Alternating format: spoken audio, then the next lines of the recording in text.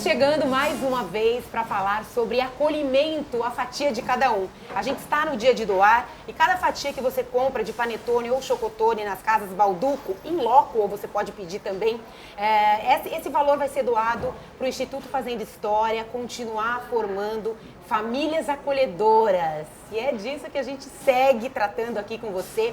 Primeiro, para que você conheça, saiba do que se trata.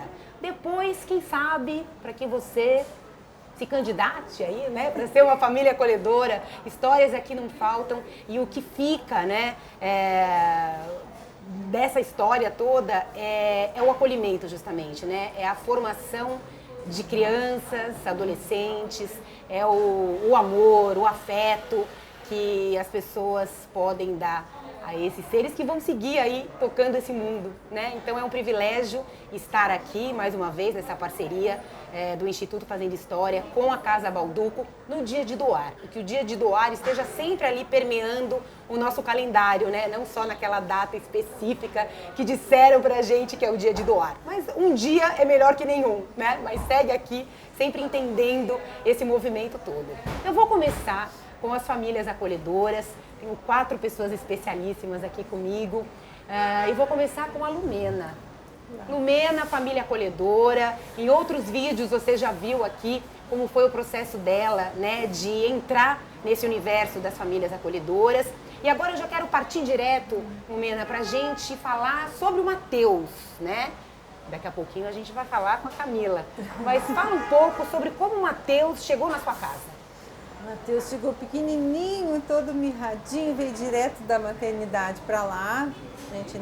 A história a gente só vai sabendo depois, as histórias mudam e vamos lá. Ele foi o nosso segundo acolhimento, a gente ainda estava cru, testando a coisa ali. Mas ele era um garotinho que eu comentei, ele era um garoto que ele não chorava de fome, ele não chorava de tá sujo, não chora de sono. Eu falei, opa, vamos lá, menino. Então o Matheus me ensinou muito a observar e a ler essas crianças, esses bebês e como que você, né, ele precisa se expor, E aí nós começamos a muito colo, muito conversa, porque a gente conversa com o bebê desde que eles chegam, né? Então foi assim, no muito colo, foi abrindo, aí o Matheus foi desabrochando. Então assim, foi a coisa mais linda para aprender, é isso, essa fala da criança, que não fala, porque ele era um garotinho de 1 mês e meio, e ele aprendeu a ter o seu espaço e defender o seu espaço, e aí eles vão se fortalecendo, vai desabrochando, e vai conquistando, vai crescendo e vai conquistando o coração da gente. Lumena, quanto tempo ele ficou com você? Matheus ficou 9 meses com a gente, Foi embora com 10 meses, mais ou menos, chegou com 1 mês e pouquinho, ficou quase 9 meses lá com a gente. Camila, e você? É um privilégio tê-la aqui com a gente, né? Você é tia do Matheus, né? O Matheus é filho do seu irmão. E como é que foi esse processo de ir chegando ali no sobrinho, né? Que estava distante. Como é que foi? Conta pra gente. Nossa, eu lembro até hoje quando a Sara me ligou pedindo para eu ir até o instituto, conhecer o meu sobrinho, né? E eu fiquei super nervosa. No momento eu falei, acho que não, mas eu falei, não, tá, eu vou conhecê-lo. E ele é uma criança incrível, desde bebê, muito sorridente, muito e acolhedor, né? Como as famílias acolhedoras. E eu lembro até hoje que eu peguei ele assim no colo e o que eu faço com essa criança? Eu fiquei segurando assim, o que faz, né? E ele é lindo. E me apaixonei. Desde a primeira visita e continuei indo nas visitas, né? Continuei insistindo, ligando para o instituto, acompanhando. Depois eu conheci, no mesmo dia, né? Conheci a família da Lumena. Depois comecei com acompanhamento com a Lumena, né? Para saber como lidar, como tratar. A Lumena é uma ótima professora, me ensinou bastante coisa. É uma babazona, né? Nossa, já falou aqui. Ela me ensinou bastante coisa e qualquer coisa eu recorria a ela, né? Sempre, né? Sempre, né, Lumena?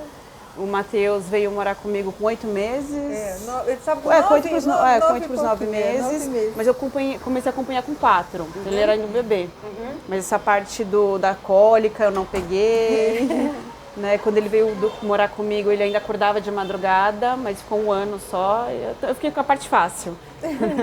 Fiquei com a parte fácil. Nunca é fácil. Nada Não é. Tem ali essas E não particularidades, foi. Mas né? eu sempre fiquei com o pensamento, não é impossível. Não é impossível, eu vou conseguir, eu vou dar conta. No início a gente fica sem tomar banho, sem comer, é tudo para criança, a gente também não come, é normal isso. Só no final da noite que você lembra, você fala, nossa, eu não comi, eu não tomei banho, a casa tá uma bagunça, né? E ele lá dormindo, lindo e maravilhoso, alimentado, mas... Ele é muito carinhoso, né? Muito. Ele é um bebê muito carinhoso, um menino muito. já, né? Ele tem hoje 5 Hoje ele anos. hoje tá com 5. Sara, esse processo, né, é interessante. A Camila, ela não... Você não convivia com seu irmão, né? Não, já não convivia mais com ele. Depois que eu saí do abrigo, não. Uhum. Vocês moraram, você e seus 2 irmãos, num abrigo? No abrigo até os 18 anos. O Felipe, que é o pai do Matheus, veio morar comigo um pouquinho. Não deu muito certo. No abrigo? Também fora do abrigo. Uhum. Quando ele completou os 18 anos dele, ele foi morar comigo. Eu já morava sozinha. Mas não deu muito certo, ele seguiu em frente. Aí depois de anos, eu recebi a ligação da Sara. Nunca troquei o número, que bom. Que bom que você trocou o número, né? Bom, e aí você tem o Matheus, né? O Matheus foi acolhido imediatamente, ali depois da maternidade, foi para os braços, né, da Lumena e da família dela. E aí você foi atrás dessa história dele, né? Quem é o pai, quem é a mãe. E aí você começa a construir essa teia, né? Até chegar na família e para entender como é que, por onde vai esse pedacinho aí, né? Sim, sim. Quando o Matheus chegou para o acolhimento, a gente só sabia o nome da mãe. Então eu tinha o nome completo da mãe. A gente não tinha ainda informações de quem era o pai, se tinha família extensa ou não. Então começamos a procurá-la na região central de São Paulo. A gente sabia que ela ficava ali na região do fluxo da Cracolândia. Então a gente foi algumas vezes até lá, até conseguir encontrá-la. E aí logo, né, ela apresenta o Felipe e começamos a acompanhá-los. No início, eles demonstravam muito desejo de ficar com o Matheus, eles vão tentando se organizar para ficar com isso. O Felipe consegue um trabalho, eles iniciam um processo de terapia, a Flávia inicia um tratamento, né, para o uso de drogas. E a gente foi descobrindo essa história, fazendo, né, entendendo de onde que eles vinham, quem era a família deles. E o Felipe sempre dizia que a Camila era a rede de apoio dele. Ele dizia, faz muito tempo que eu não falo com a minha irmã, mas ela é minha rede de apoio. De todo mundo da minha família, a única pessoa em quem eu confio é nela. E ele contava, né, que ele foi para o acolhimento primeiro que a Camila. Sim. Ela fica morando com a mãe e ele é acolhido. E me marcou muito, assim, tá? Quando ele contou que no dia que ele foi para o acolhimento, que a mãe dele leva ele até o fórum e a mãe vai embora com a Camila e ele vai correndo atrás chorando, assim, porque ele queria ficar com a irmã. E aí passa um tempo, ele fica acolhido e um dia a Camila chega no abrigo. Uhum. Então, no mesmo abrigo? No mesmo abrigo. Não. No primeiro momento a gente ficou em abrigos diferentes. Mas depois você foi transferida, aí depois eu fui transferida, né? pro dele. Juntaram os irmãos. E aí ele conta que foi o dia mais feliz, assim, da vida dele no acolhimento, porque ele reencontrou a Camila. E ele falava que eles brigavam muito. Que ela dava os puxões de orelha nele. Sim. E ele tinha uma referência nela de cuidado. Então, quem ele imaginava que poderia ajudá-lo para cuidar do Matheus sempre foi a Camila. A gente demorou um tempo para entrar em contato com a Camila, porque primeiro a gente vai trabalhando muito ali com os pais e entendendo as possibilidades com eles. O Felipe foi se organizando muito, ele fica bem por um tempo no trabalho, inclusive com o primeiro salário dele, ele compra um canguru para a família acolhedora usar com o Matheus, que ele queria que eles usassem ele criou um presente muito dele. forte com o meu marido, com o Ronaldo, né? Ele veio encantado, a gente chegou lá, ele falou assim, eu comprei uma coisa pra você. A gente ficou assim, né? Ele correu lá, pegou o canguru, é pra você levar meu filho passear. Ele estava indo muito bem, assim, e é nesse momento que a gente entra em contato com a Camila. E a princípio, não era com a intenção dela assumir a guarda do Matheus. era com a intenção de reencontrar essa história. Ele tinha muito desejo de encontrar a Camila de novo, de conversar com ela, de apresentar o filho dele para ela, né? Então era esse o intuito. Inclusive na primeira ligação a Camila fala: não, Sara, eu tô estudando, eu tô morando sozinha, eu tô tocando minha vida, não quero cuidar do filho do meu irmão. Eu falo: não, Cá, mas vem pra conhecer.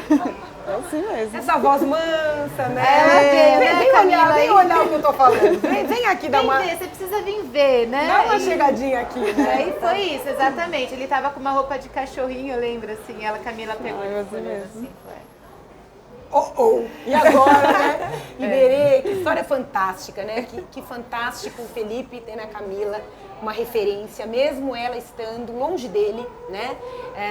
Ele foi e saiu de abrigo, a Camila também passou por um abrigo. E essa ligação entre irmãos é muito forte, né? Você fala bastante sobre isso, sobre a referência que um é para o outro, o apoio que um dá para o outro num abrigo.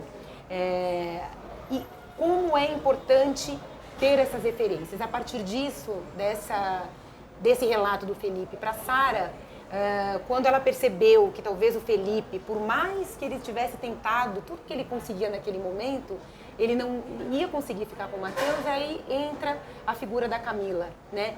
Você vê bastante isso nos abrigos, né? Essas relações e como é importante manter esse vínculo desses irmãos.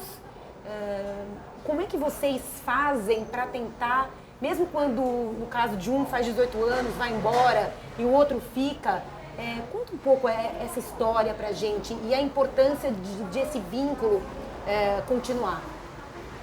Dependendo de como for a estrutura familiar prévia, né, realmente os irmãos só tem um ou uma ao outro ou a outra, né? Isso é bastante comum de acontecer. Há realmente vários casos como esse que a Camila relata, né? Então é evidente que a Camila é a pessoa de referência do irmão, pelo que vocês contam, né? E segue sendo, né? Pelo jeito.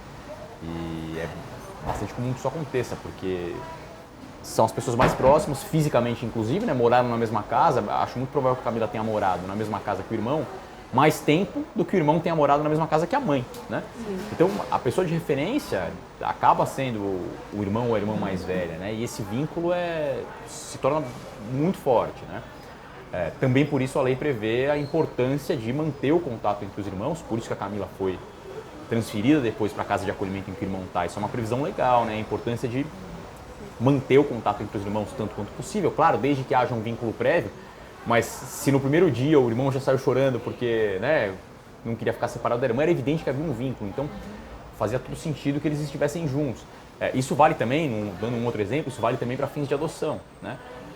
Quando há vínculo afetivo entre os irmãos, a prioridade sempre é para que os irmãos sejam adotados pela mesma pessoa, pelo mesmo núcleo familiar, né? Então, é evidente a força desse vínculo. A lei reconhece e consagra esse vínculo, e a história da Camila é um exemplo claro de como esse vínculo é importante, inclusive em termos práticos, né? A história da Camila mostra por que a lei faz essa previsão, né? A lei não tira essa previsão do bolso, da roleta, né? Não vem do nada. Existe uma razão de ser, né? Uma razão psicológica, uma razão social, e a história da Camila mostra muito claramente a importância desse vínculo fraterno, né? Para o resto da vida, né? A Camila está, no fim das contas, cuidando do filho do irmão, é a pessoa de referência do filho do irmão, né? Então isso é fortíssimo. Sara, é fundamental a gente falar sobre o preconceito que existe em relação aos dependentes químicos, né? Dependência química é uma doença, né? É um fator que independe da vontade, do desejo da pessoa. Eu acho importante a gente contextualizar isso aqui, porque é bastante comum que crianças que estão, né, vulneráveis, em situação de vulnerabilidade, tenham sido afastadas das suas famílias, porque muitas estão justamente morando na rua, vivendo na rua, usando drogas.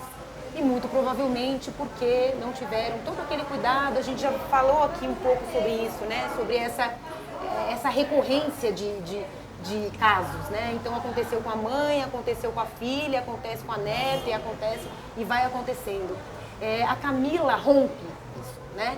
A Camila, por vários motivos, ela rompe. Ela, em algum momento, ela falou, puxa vida, não é a hora, eu não estou pensando em ter filhos e eu estou aqui com a minha vida, eu trabalho, eu não vou cuidar de ninguém. Mas a gente já vai entrar nessa parte. É muito importante, a gente conversa bastante, né? E você fala pra mim que é fundamental você entender quem é a família, quem é a mãe, o pai, enfim, daquela criança. E como é importante que você fale para aquela mãe, para aquele pai, enfim, que o filho, que a filha está sendo cuidado, né? Como pode parecer que não, a pessoa está loucona lá, não está entendendo nada, está entendendo, né? As pessoas acham que primeiro assim, nem todo mundo que está na rua é dependente químico e nem todo mundo que usa droga é dependente, assim, muitas pessoas fazem uso controlado, não fazem uso abusivo, conseguem levar suas vidas, outras não. E o uso de droga por si só não é motivo de acolhimento, ele sozinho não é motivo de acolhimento. O que acontece é que as pessoas que estão em situação de rua têm uma situação de muita desproteção social e são famílias pobres. Ninguém acolhe o filho de uma família rica e não significa que uma família rica usuária de drogas, não tenham pessoas que sejam dependentes químicos, que usem drogas ou crianças que não passem por situações de negligência. Então a gente sempre precisa olhar para os acolhimentos e ter um olhar crítico, assim, sabe? Entender, assim, o que aconteceu com essa família, qual é a situação que ela está. Porque por trás de uma criança acolhida tem uma família muito desprotegida.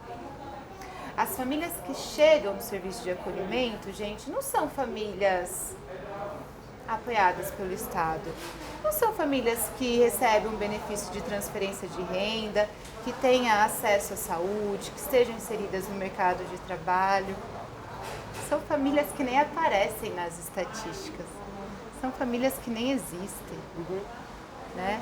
E é muito fácil a gente culpar o mais fraco. Eu sou do interior, lá no interior minha mãe sempre fala assim, que a corda sempre arrebenta do lado mais fraco. Sim. E o lado mais fraco é o lado das famílias pobres. E uma mãe que tem o seu filho acolhido, ela é culpada pelo acolhimento, gente, isso no geral. Né? É o que as pessoas mais me falam, mas como que essa mãe abandonou? Ninguém nem fala do pai, é sempre a mãe, né? Exatamente. Mas essa mãe deixa essa criança aqui e some. O que é o que eu mais ouço, assim. Então, e você ainda está tentando fazer o que com essa mãe, né? A gente fala, gente, vamos parar e vamos respirar e vamos olhar além disso que está aqui. A gente fala lá no Instituto que a gente não acredita em histórias únicas, né, Lu? Então chega lá um caso, pode ter o pior relato do mundo, Renato, o pior relato. A gente vai atrás dessa mãe, a gente vai encontrar a mãe, a gente vai procurar o pai, a gente vai começar a levantar a história dessas pessoas e olhar para ele além das fragilidades. As fragilidades eu sei que existem, é por isso que tem um acolhimento, eu vou cuidar delas, mas eu vou cuidar das fragilidades colocando luz no que é potente. É olhar para o pudim e não para o buraco, entendeu? Então, o tempo todo no trabalho com as famílias de origem, a gente coloca a luz no que é bom, no que é potente. Muitas vezes as crianças conseguem voltar para a família de origem, em outras não conseguem. Mas todas as famílias precisam ser acompanhadas, independente do que vai acontecer com a criança, assim, sabe? Camila, eu fico pensando, você pegou ali o Matheus, ele sorriu para você, e aí? E aí você falou, bom, aí você... Naquele momento você já pensou, e a vida sozinha, não quero cuidar de filho de ninguém, não é isso que eu quero. Tem Como uma é que foto foi esse linda processo? dela numa das visitas com ele assim, tranquilíssimo, feliz no colo dela, não é? A conexão aconteceu, foi rapidinho. Mas acho legal falar que teve um processo até aí, que não foi tipo na primeira eu já vou ficar com ele, não, porque a ideia era muito ela como um apoio do Felipe ainda. Acontece que a família foi chegando no momento que a gente foi entendendo que não ia dar, né? Que o Felipe e a Flávia não iam conseguir cuidar do Matheus. E aí ele faz esse pedido, ele pede pra Camila cuidar do filho dele. E aí eu acho que é a hora que você toma a decisão, né, Cá? Sim. Foi uma semana muito difícil. Eu lembro que foi uma semana para tomar essa decisão. Né? A gente tinha já acabado de sair do fórum naquele momento. A gente não sabia ainda como ia caminhar, se ia para a avó, se ia pro Felipe, mas ele já estava meio que desistindo. E aí eu liguei para a Sara e falei, tentar, né? Eu vou tentar. Com medo, insegura, mas com bastante energia. Falei, não, eu vou dar um jeito na minha vida também. Eu lembro que eu falava pra Sara, eu não tenho nada. Aí ela, a gente vai dar um jeito, porque a família acolhedora é isso, né? Não acolhe só a criança, acolhe as famílias também. Então tendo esse suporte da Lumena, né? Junto com a Sara, com o Instituto Fazendo História, me ajudou mais, me deu mais coragem. Né? E, com tudo que eles me propuseram, né? E o Matheus, ele me conquistou. Eu fui acompanhando ele durante o processo, peguei ele nas visitas e foi lindo, foi maravilhoso. Acho que acendeu também esse meu lado afetivo, que eu sempre achei que eu era uma pessoa seca, não dava tanta afetividade assim. E aí eu falei, não, acho que eu consigo, está dando certo. E foi tudo ele, é uma criança apaixonante, né? É, demais. Super sorridente. Eu falo até hoje que o Matheus, ele que acolhe as pessoas, ele é assim até hoje. Aonde a gente vai, ele chega, ele abraça, ele beija, ele conversa. E assim, é com todo mundo, ele tem uma empatia com todo mundo, com qualquer tipo de pessoa. É dele. Veio com ele. Ele é doce, ele é assim, carinhoso, é uma gracinha. É dele, não foi dado, não foi o que deram, acho que não falo Mena, é dele, né? É dele, até hoje. E falando desse rompimento de ciclo, né, que você promoveu, né? Você isso que você contou aqui pra gente, né, no momento em que ele ficou no abrigo e você foi embora com a sua mãe, você se recordava disso, né? E você foi embora com a sua mãe, o seu irmão ficando lá, vocês rompendo, vocês se separando. Em algum momento nesse processo todo com o Matheus, essa ruptura toda passou de novo na sua cabeça, voltou e você entendeu que, puxa vida, eu preciso... Não vamos romper, vamos acolher. Isso estava ali te permeando de alguma forma? Sim, desde que eu saí do abrigo, quando a gente fala no nome família, né? Eu sempre quis ter uma família. E quando veio meu sobrinho Matheus, eu quis romper com isso. Aí eu falei, poxa, mais uma vez, alguém da minha família tem acolhimento, ou que medo, né, do Matheus ir pro abrigo. Não que o abrigo não é uma coisa ruim, gente. Eu morei no abrigo até os 18 anos e eu fui muito feliz dentro do abrigo.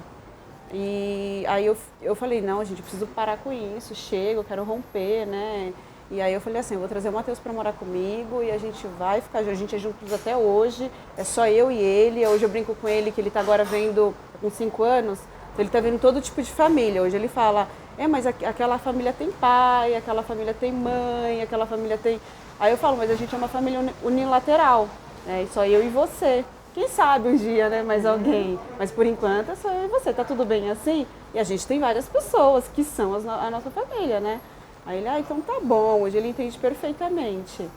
E foi isso, eu quis rompi, ele tá com 5 anos, estamos juntos até hoje, tá crescendo. Você conversa com seu irmão? Não, hoje não, hoje a gente tá um pouco, quem sabe, né, no futuro, né, tudo com... Vamos ver se essa relação vai crescer. Eu acho engraçado que assim, eu tenho contato com a mãe do Matheus. Ela liga pelo menos uma vez por ano e ela entende, foi o que a Sara falou. Ela entende que ela não consegue, né? Mas eu deixo conversar, liga, fala com ele. Do jeito deles, eles se comunicam, eu deixo livre. Né? E eu gosto disso nela, ela reconhece. Então foi por isso que desde o primeiro momento eu falei assim, com ela eu não vou me negar. Né? Agora, neste momento, ela já pediu para vê-lo. Eu falei, por enquanto não. Deixa ele se fortalecer mais um pouquinho. Né? Agora que ele está conhecendo o mundo, os amiguinhos, tendo essa ideia agora do que é uma família, de vários tipos de família, né? E vamos deixar ele se fortalecer. Porque eu cresci assim no abrigo, né? Eu tive que crescer para depois me fortalecer, para depois entender um pouco da minha história, entender o que eu passei. Foi isso que aconteceu comigo. Eu falei, eu acho que isso com o Matheus vai ser legal. Tem um processo, né? E ele sabe, ele entende. Acho que o que foi muito importante nessa decisão do Matheus ficar com a Camila foi a participação dos genitores nessa decisão. Porque todo o trabalho que a gente faz com a família de origem, a gente inclui ela nas decisões. Então eles vão entendendo, a gente não consegue cuidar de uma criança agora. Né? A gente não consegue, então a gente precisa que outra pessoa cuide. Então eles apoiam essa ida do Matheus para lá, Então eu acho que isso facilita também, né, Cá? Sim. É mais fácil. Não, e uma mãe, né, assumir, admitir que não é capaz neste momento de cuidar de um filho, é certamente dolorido demais. Iberê, o Poder Judiciário, ele atua, na verdade, passivamente, né? A coisa chega e aí vocês agem a partir do momento em que a situação está ali. Mas na vara da infância, eu fico imaginando, por não ser uma coisa exata, né, que tem ali, sei lá, outras áreas dentro do Poder Judiciário, que é uma coisa mais preto no branco. Não é nada preto no branco aqui. De que forma o Poder Judiciário pode atuar na prevenção, né? Porque é isso, a história do Felipe, né? O Felipe saiu, teve um rompimento com a família dele, foi para um abrigo, foi para a rua, desestabilizou tudo, enfim, é um ciclo, né? Que a Camila rompeu neste caso aqui. Mas como o Poder Judiciário pode ser ativo, mesmo que não seja a função dele? Essa é uma das vertentes mais atuais, assim, na análise do Poder Judiciário, né? De mudar essa visão de ficar aguardando passivamente, realmente, que ele seja provocado, né? Esse é o termo que se usa tecnicamente, provocar o Poder Judiciário para que ele atue e observar o Poder Judiciário passando a também atuar de forma preventiva, né? Porque, no fim das contas, o objetivo do Poder Judiciário é, de forma imparcial, obviamente, a pacificação social, né? E não existe paz mais sólida e duradoura do que a da prevenção, né? Do que a de você evitar uma quebra, né? Então isso vai ficando cada vez mais claro em várias áreas, né? A área da infância acho que é uma delas, a área de execução criminal, né? Para trabalhar com presas e presos, né? Para trabalhar na questão da violência doméstica, né? Isso também há várias ações nesse sentido, várias iniciativas nesse sentido. E claro, existe um limite de atuação, né? O Poder Judiciário não é um órgão que deva estabelecer políticas públicas, por exemplo. Isso compete ao Executivo. Mas certamente o Poder Judiciário pode e deve atuar na formulação, né? Contribuindo para a formulação dessas políticas públicas. Vou dar um exemplo agora. Recentemente tem um grupo formado com diversas pessoas que atuam na área jurídica, Poder Judiciário Estadual, Federal, Poder Judiciário do Trabalho, Ministério Público, Defensoria Pública, atuando na questão das pessoas em situação de rua, né? E tem tudo a ver com o que a gente está falando aqui, né?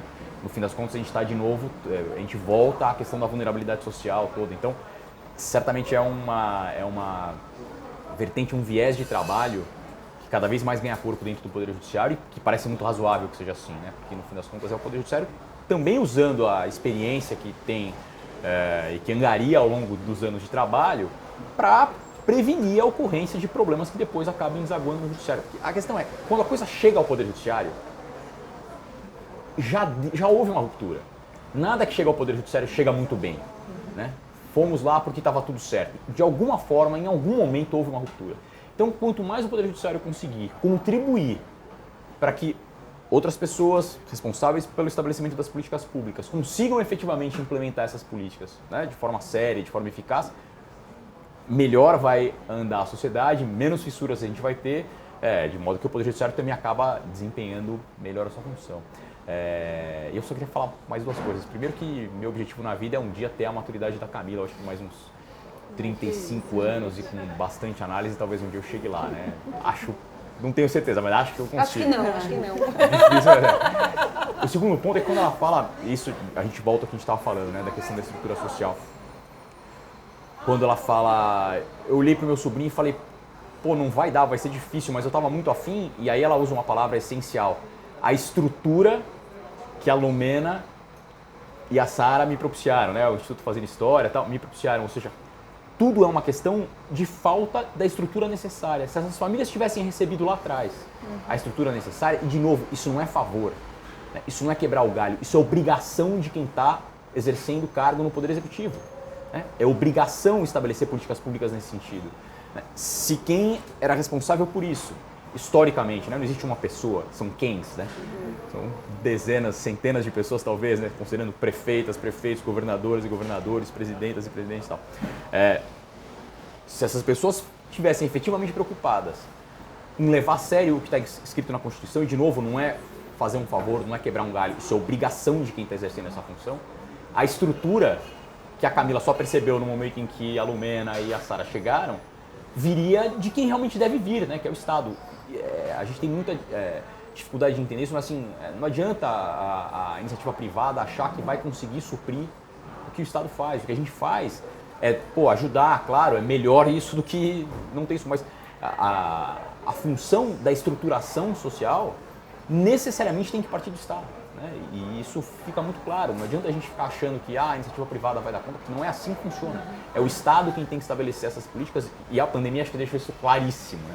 A pandemia veio para deixar isso muito evidente, para acabar com qualquer discurso contrário. E por fim, a história das pessoas que fazem uso constante de álcool e outras drogas, né, que a Sara se referiu, isso é muito evidente. Eu só queria reforçar isso, né?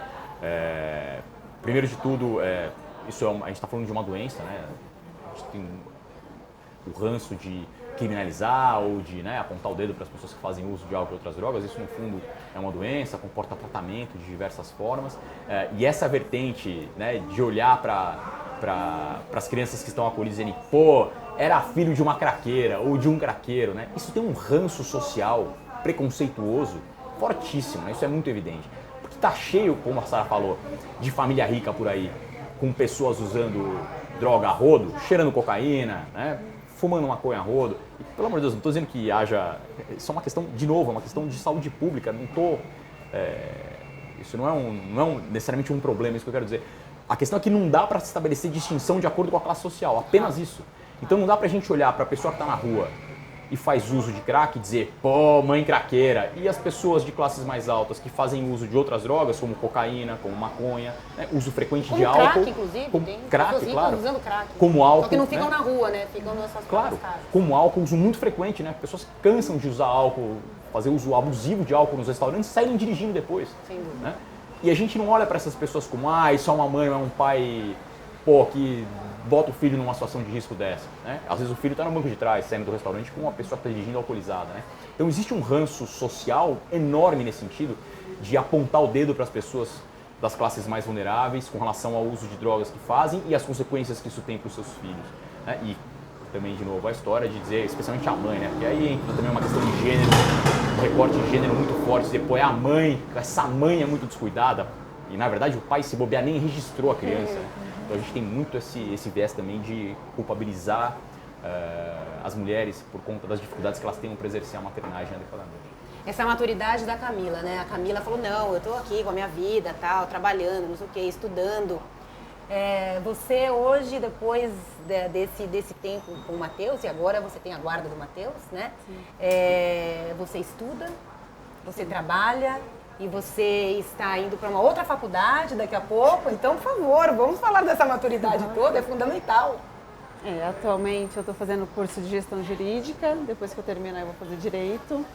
Quero seguir um pouco desse ramo judiciário, né? Quem sabe uma juíza. Que maravilha, nossa, o judiciário ganha Que muito, sorte a hein, nossa. Iberê? Nossa, eu gosto bastante, é uma área que me chama bastante atenção. E o Matheus me acompanha também nas aulas, sempre acompanho você na live.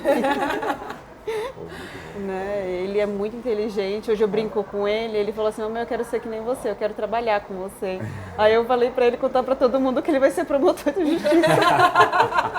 E ele conta, ele chegou na escolinha e falou, eu vou ser promotor de justiça. Como é importante, né, as referências todas, né? Eu faço questão de dizer isso, a gente acompanha um pouco a Camila, né? Conheci em função desse trabalho aqui fantástico com o Instituto Fazenda História e a Balduco. E é legal demais, né?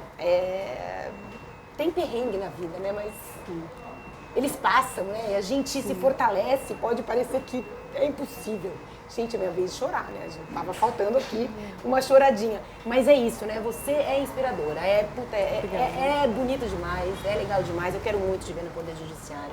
Que vai ser maravilhoso. Eu também. Você também, né, Vou estudar Iberê? bastante, Muito bom. Lumena, né? Essa rede de apoio, esses braços todos aí, esse coração sempre aberto. Gente, Olha o que você ajuda a construir, né, a viabilizar, Lumena. Isso é muito, é A demais. da família é sensacional. Então, assim, eu sempre tive colo, eu tive comida, eu tive casa, eu tive estudo, eu tive acesso, eu nunca tive dificuldade.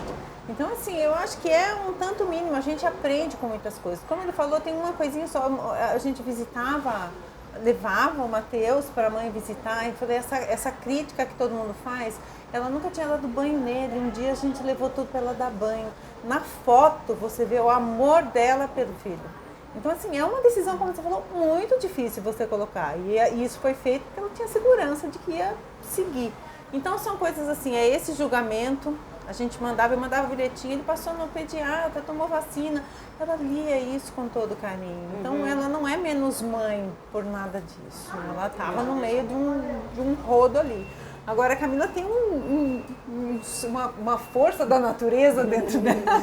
Que às vezes desconheço. Não desconhece, não. E é assim, mais do que tudo, o Matheus é uma criança super feliz, sempre sorridente. Eu falei pra ela, tudo que você está fazendo, essa sua gana, essa sua força, é a lição dele. Eu falei, esse ciclo já está quebrado, já está seguindo. Eu falei, a gente estava ali por mero acaso, a gente fez o mínimo que a gente podia fazer. Eu falei, isso está tudo com você, está tudo... Nossa, eu adoro. E eu adoro continuar tendo, nem sempre a gente pode ter isso, é uma opção da família, né? Contato com os bebês e saber o que está acontecendo. E aí eu amo acompanhar essa história maravilhosa. É bom demais, agradeço muito por isso. E a Camila foi uma bênção na minha vida. Que bom. Amo. Eu adoro falar, eu sou casa da avó, gente, vai lá. Tudo pode. Hoje a Lumena estraga o Matheus. A Camila tá, né? Tá valendo, vai. Ali, a Lumena faz tudo errado. Mas tudo bem, É né? uma delícia. Tudo bem, gente, né? Depois, Eu acho. Depois a Eu gente não me Eu sou mãe, intrometo. ela que é. Então, família acolhedora nem se chama de mãe. Eu sou Lu, eu Você sou tá na eu sua, sou a né? Lu, então Lógico. eu não sou culpada disso.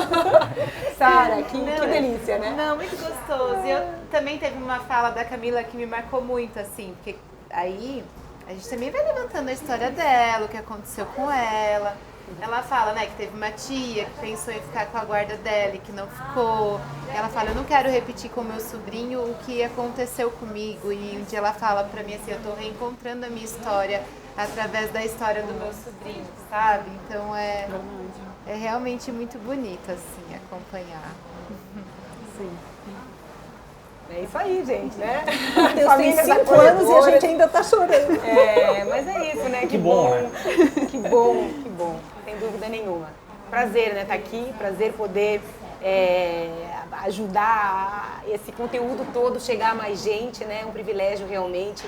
Instituto Fazenda História, Casa Balduco, trabalhando juntos para formar cada vez mais famílias acolhedoras, que ajudam na formação de outras famílias e de outras famílias, e assim vai, aquela pedra no lago, né, que vai, enfim, uma coisa sem fim.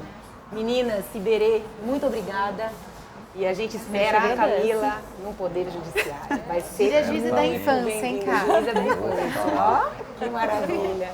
Gente, um beijo, acompanha aqui que a gente vai ter sempre novidade para você. Obrigada, gente. Obrigada.